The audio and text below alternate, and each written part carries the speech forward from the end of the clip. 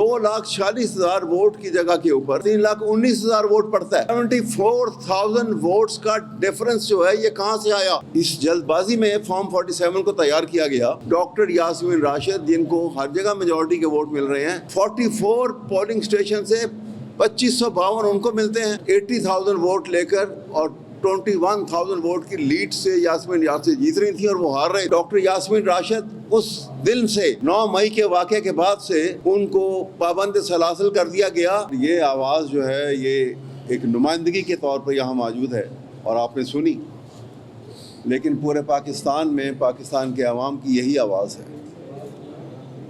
اور اس دکھ سے زندگی گزاری جا رہی ہے یہاں پر اس ملک کے اندر. اپنے ہی ملک میں وہ سلوک روا رکھا جا رہا ہے. یہاں پر دیکھیے ایک پروسیس ہے. جب پاکستان کا آئین بنایا گیا تو آئین وہ ضابطہ ہے جو حکومت کے نظام کو چلاتا ہے اور حکومت کرنے کا اختیار دیتا ہے صرف ان لوگوں کو جو ایک ڈیموکریٹک پروسیس سے باقاعدہ چناؤ کے ذریعے ووٹ لے کر جیتتے ہیں اور ان کو یہ حق حاصل ہے کہ وہ پارلیمنٹ میں جا سکیں، عوام کی نمائندگی کر سکیں اور حکومت بنے گی تو وہ عوام کی حکومت ہوگی. اس کو میں بہت مختصر الفاظ میں ایسے کہوں گا کہ پاکستان کے آئین کا جو پریامبل ہے اس میں وہاں ہی یہ بات درج ہے کہ sovereignty lies with Allah to be exercised by the people of Pakistan through its chosen representatives. اب وہ چوزن ریپرزینٹیٹیو جو ہیں اس کی جگہ پہ اسٹولن ریپرزینٹیٹیو جو ہیں انہوں نے اس کو ریپلیس کر دیا. یہ اتنی گلیئرنگ وائلیشن ہے پاکستان کے آئین کی کہ تمام اہل اقتدار جو ہیں جو مقتدر حیثیت میں بیٹھے ہیں وہ آنکھیں بند کیے ہوئے ہیں، ان کو نظر نہیں آ رہا یہ. اور اس سے بھی آگے دیکھیے کہ پہلے تو وہ اسٹولن نمائندگی کی بنیاد کے اوپر وہ پارلیمنٹ میں چلے گئے اور پھر وہاں پر آپ نے حلف اٹھایا. لفظ جب حلف آپ استعمال کرتے ہیں تو اس سے ایک تقدس، ایک پاکیزگی کا احساس ہوتا ہے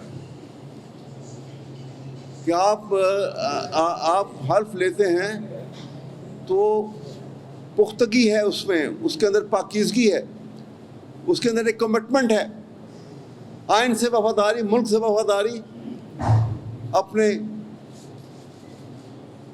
آئین و قانون کے علاوہ اپنے مذہب سے، اللہ سے وفاداری، اور وہ حلف لیتے ہیں آپ. لیکن جب جھوٹا حلف لیا تو پھر کوئی چیز باقی نہ رہ گئی. یہی وجہ ہے کہ ہمارے یہاں پر جو لوگ اقتدار میں اس طریقے سے آتے ہیں ان کا مطمع نظر جو ہے وہ پولیٹکس کو ایک لیکریٹو بزنس سمجھ کے اندر آتے ہیں اور کمائی کے نظریے سے آ کے کمائی کر کے اس پاکستانی قوم کی دولت کو لوٹ کے چلے جاتے ہیں. جب تک پاکستان میں یہ احساس اور اس کے اوپر لیجسلیشن کر کے کمٹمنٹ کے ساتھ یہ چیز آگے لے کر نہیں آئیں گے کہ جو صادق اور امین کا تصور جو ہے کہ جو پاکستان کی بریچ آف ٹرسٹ کرے گا، قومی خزانے سے ایک دھیلا بھی مس اپروپریٹ کرے گا، وہ سزا کا مرتکب ہوگا، سزا سے بچ نہیں سکے گا. یہ سب سے بڑی سزا ہے.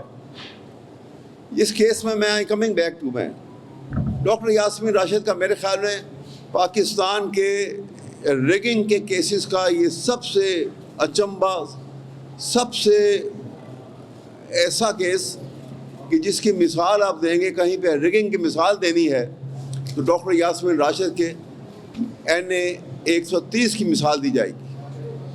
اور ابھی آپ نے پتن رپورٹ دیکھی ہے، یہ بھی آپ کے سامنے ہم یہ دے دیں گے، ساجد نبی مالک صاحب بھی، کہ اس میں بھی یہ بتایا گیا ہے. اور اس کے علاوہ آپ دیکھیے دھاندلی کی بھی کوئی انتہا ہوتی ہے، کوئی عقل و فہم کا. کہتے ہیں کہ نقل چی عقل، کہ آپ نے کوئی جھوٹ بھی بولنا ہے، غلط کام بھی کرنا ہے تو اس کے لیے بھی عقل استعمال کریں. 3,19,000 ٹوٹل ووٹ ہے جو انہوں نے دکھایا. اور اس میں حلقے آتے ہیں، اس میں صوبائی اسمبلی کے جو حلقے آتے ہیں ان حلقوں کے مطابق یہ صورتحال ہے یہاں پر کہ ان حلقوں کے مطابق یہ ہے کہ 2,46,000 ووٹ جو ہیں وہ صوبائی اسمبلی کے اس حلقے میں موجود ہیں. اور آپ کو ایک بڑی سمپل لٹمس ٹیسٹ میں آپ کو بتا رہا ہوں. ہر ووٹر جب جاتا ہے ووٹ ڈالنے کے لیے تو اس کو ایک فارم دیا جاتا ہے نیشنل اسمبلی کا، اور ایک دوسرے رنگ کا فارم دیا جاتا ہے صوبائی اسمبلی کا. تو ہر ووٹر جو ہے اپنی رضا اور مرضی کے مطابق ٹک مارک کر کے نیشنل اسمبلی کا ووٹ ڈالتا ہے ایک باکس کے اندر، اور صوبائی اسمبلی کے باکس میں وہ دوسرا بیلٹ پیپر جو ہے اپنی ٹک مارک کر کے جس کے بھی اس نے فیور میں ووٹ دینا ہے وہ ڈال دیتا ہے. اب ووٹ تو اتنا ہی ہے، جتنے ووٹ جو ہیں صوبائی اسمبلی کے ٹوٹل حلقوں میں سے نکلیں گے، نیشنل اسمبلی کے ایک حلقے کے اتنے ہی ووٹ ہیں. لیکن اس جلد بازی میں کام کیا گیا، یہ میں بہت موٹی بات آپ کو بتا رہا ہوں کہ جو انڈیبیٹیبل ہے، اس کا توڑ ہی کوئی نہیں ہے. 2,46,000 ووٹ کی جگہ کے اوپر 3,19,000 ووٹ پڑتا ہے. 74,000 ووٹس کا ڈیفرنس جو ہے یہ کہاں سے آیا؟ وہ ووٹ تو وہی ہے، حلقے وہی ہیں، جتنے وہاں ووٹ تھے اتنے وہاں ووٹ ہیں. لیکن اس جلد بازی میں فارم 47 کو تیار کیا گیا کہ نہیں خیال کیا گیا کہ یہ فارم 45 میں کیا ہے، ایکچوئل پوزیشن کیا ہے، ٹوٹل ووٹ کیا ہیں، کسی پولنگ بوتھ کے اوپر ٹوٹل پولنگ اسٹیشن پہ جو ہے کتنے وہاں کے میکسیمم ووٹ کتنے ہیں. قطع نظر انہوں نے ایک ہی کام، کیونکہ اسی رات میں کے چند گھنٹوں میں یہ کام ہونا تھا، تو اجلت میں جب وہ کام کر سکے انہوں نے یہ کیا کہ 376 ٹوٹل پولنگ جو تھے پولنگ اسٹیشن تھے، اور اس میں سے 343 جو ہیں ان کا رزلٹ جو ہے وہ اناؤنس ہو چکا تھا، پبلکلی ٹیلی کاسٹ ہو چکا تھا. اور اس کے مطابق 1,01,000 سے پلس میں ووٹ جو تھے وہ ڈاکٹر یاسمین راشد کے تھے، اور 80,038 ووٹ جو تھے وہ میاں نواز شریف کے تھے. اب اندازہ لگائیے کہ باقی جو ریمیننگ رہ گئے تھے 44 پولنگ اسٹیشن، ان کے اندر کیا کیا انہوں نے. بڑی حیرت کی بات ہے کہ ایک طرف تو 343 کے اندر ڈاکٹر یاسمین راشد جو ہیں وہ 1,01,000 ووٹ لے رہی ہیں، اور اس کے بعد 44 پولنگ اسٹیشن جو باقی جب اناؤنسمنٹ روک دی گئی اور یہ ریگنگ کی گئی تو 44 پولنگ اسٹیشن میں ڈاکٹر یاسمین راشد، جن کو ہر جگہ میجورٹی کے ووٹ مل رہے ہیں، ان کو ٹوٹل 2,552 ووٹ ملے. 44 پولنگ اسٹیشن سے 2,552 ان کو ملتے ہیں، اور میاں نواز شریف کو 1,77,000 ووٹ، جو کہ 80,000 ووٹ لے کر اور 21,000 ووٹ کی لیڈ سے یاسمین یاسین جیت رہی تھیں اور وہ ہار رہے تھے. یہ کیلکولیشن کرتے وقت انہوں نے یہ خیال نہیں کیا کہ ٹوٹل ووٹ سے آپ کتنا تجاوز کر گئے، آگے نکل گئے. نواز شریف کو جتانے کے لیے یہ بھول گئے کہ وہ اتنا آگے نکل گئے کہ ٹوٹل ووٹ جو کاسٹ ہو رہا ہے وہ 2,46,000 ہے، اور 74,000 ووٹ زیادہ دکھا دیا گیا، اور وہ سارا 78,000 ووٹ جو ہے وہ میاں نواز شریف کو ڈالا گیا. تو جناب یہ صورتحال ہے، اس کا آنکھیں بند کر کے اور آسٹرچ کی طرح سر جو ہے وہ ریت میں دبا کے اور کہیں گے کہ کوئی خطرہ نہیں ہے، تو خطرہ تو ہے اور خطرہ تو آئے گا بھی۔ یہ عوام جو آج خاموش بیٹھے ہیں، انہوں نے وقت آنے پہ آپ نے دیکھا کہ وہ تمام سختیاں جو جھیلی گئیں، جو روا رکھی گئی پی ٹی آئی کی لیڈرشپ کے اوپر اور نواز شریف اور عمران خان کے اوپر اور ڈاکٹر یاسمین راشد، اس دن سے 9 مئی کے واقعے کے بعد سے ان کو پابند سلاسل کر دیا گیا، اور اگر یہ بات درست ہوتی، کوئی سچائی ہوتی اس کے اندر، تو 1.25 سال میں ان کا ٹرائل مکمل کر کے ان کو سزا و جزا کا معاملہ کلیئر ہو چکا ہوتا، لیکن نہیں کیا گیا، اس لیے کہ سزا دینے کے لیے ثبوت کی ضرورت ہے، ثبوت اویلیبل نہیں ہے۔ وہ آواز کو کون بند کر دے گا جہاں بار بار وہ روک رہی ہیں لوگوں کو، اور وہ لوگ بار بار اندر گھس رہے ہیں جن کا تعلق پی ٹی آئی سے نہیں تھا۔ تو میں آپ کے سامنے عرض کر رہا ہوں کہ یہ ہم آنکھیں بند کر کے اب ایسا نہیں کر سکتے کہ حالات رک گئے ہیں، معاملات خراب ہوتے چلے جا رہے ہیں۔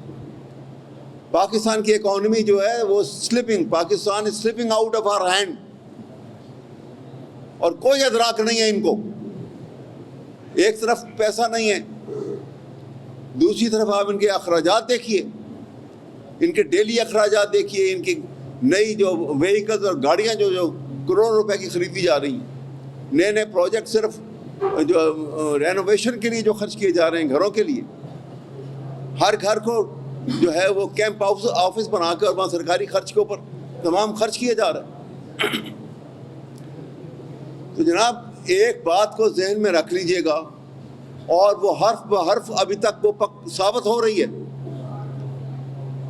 ایک کتاب آئی تھی، ایک نو ایگزٹ فار پاکستان، ایک امریکن ڈینیل نے لکھی ہے، اور اس کتاب میں اس نے یہ لکھا کہ ہم پاکستان کو اگنور نہیں کر سکتے، اور ہمارا انٹرسٹ ہیں بہت سارے اس کے اندر۔ اگرچہ اس نے ساتھ یہ بھی لکھا، اگرچہ یہ ہماری کنسسٹنٹ پالیسی ہے امریکہ کی، یو ایس اے کی، کہ پاکستان کو ڈیولپ نہیں ہونے دینا ہم نے، اور انٹرسٹ کیا ہے کہ یہ بہت بڑی نیوکلیئر پاور ہے، بہت بڑی آرم فورسز ہیں، اور ان کے بڑے کلوز روابط ہیں سول اینڈ ملٹری لیڈرشپ جو ہے چائنا کی ان کے ساتھ۔ لہٰذا ہم ان کی لیڈرشپ کو ہم نے پلان کیا ہے کہ ہم جب ان کو استعمال کرنا چاہیں ان کو خرید لیں۔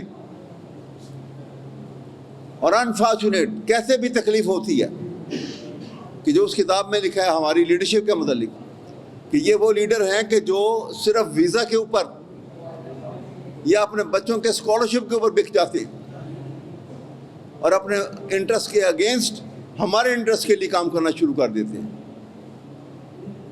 اور یہی وجہ ہے کہ آپ نے دیکھا کہ الیکشن کے ٹائم پر 2 پرون اٹیک تھا پاکستان کے اوپر۔ پاکستان کی اکانومی تباہ کر دو، اور پاکستان کی عوام کی نظر کے اندر پاکستان کی مسلح افواج کو ڈسگریس کر دو۔ یہ میں بڑی دکھ سے بات کہہ رہا ہوں۔ کون سا پاکستانی ہے جو اس بات کے دکھ کو محسوس نہیں کرے گا؟ ذی شعور پاکستانی کوئی بھی ہوگا۔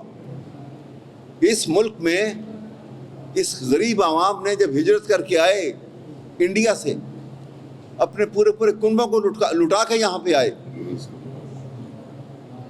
شہادتیں ہوئیں، کیا کیا ظلم نہیں ہوا، اور اس کے بعد اسی وجہ سے اس غربت کے باوجود انہوں نے اپنے پیٹ کاٹ کے اپنی مسلح افواج کو بڑا اچھی خوبصورت انداز میں اور طاقتور شکل کے اندر کھڑا کیا۔ ہمیں فخر ہے کہ ہماری مسلح افواج نہایت مشاق، نہایت ویل ٹرینڈ، اور وہ عبور دشمن کے اوپر تسلط جمانے کا یہ باقاعدہ ان کو منقہ حاصل ہے، اور ہمیشہ آپ نے دیکھا ایسا ہوا۔ لیکن وہ ایسے طریقے انہوں نے کیے ہیں جس میں سے یہ اس الیکشن میں جو کچھ ہوا ہے، 9 مئی کا واقعہ، اس کی کیوں انکوائری نہیں کراتے؟ ہم بار بار کہتے ہیں آپ انکوائری کراؤ، کیوں نہیں کروائی جاتی؟ کیوں اس کا ٹرائل نہیں کرایا گیا؟ اس لیے کہ انکوائری کرائیں گے تو پتہ لگے گا کہ پی ٹی آئی کے تو بندے ہی بہت کم ہیں جو اس میں ملوث پائے گئے ہیں، یہ تو بندے ہی اور ہیں، ان بندوں کی نشاندہی یہ اوپنلی کر نہیں سکیں گے، اس لیے انکوائری نہیں کرواتے۔ انکوائری کرائیں گے تو یہ ثابت کرنا پڑے گا کہ بھائی پاکستان کی پنجاب کی پولیس کہاں تھی، چیف منسٹر کیئر ٹیکر جو تھے ان کا کیا رول تھا، وہ کیوں خاموش بیٹھے رہے؟ سرکاری امارات کی حفاظت کرنا اور لوگوں کے مال و دولت کو اور ان کی پراپرٹیز کی حفاظت کرنا، کیا یہ پولیس کی ذمہ داری نہیں تھی؟ یہ ڈیریلیکشن آف ڈیوٹی میں کیوں ان کے خلاف کارروائی نہیں ہوئی؟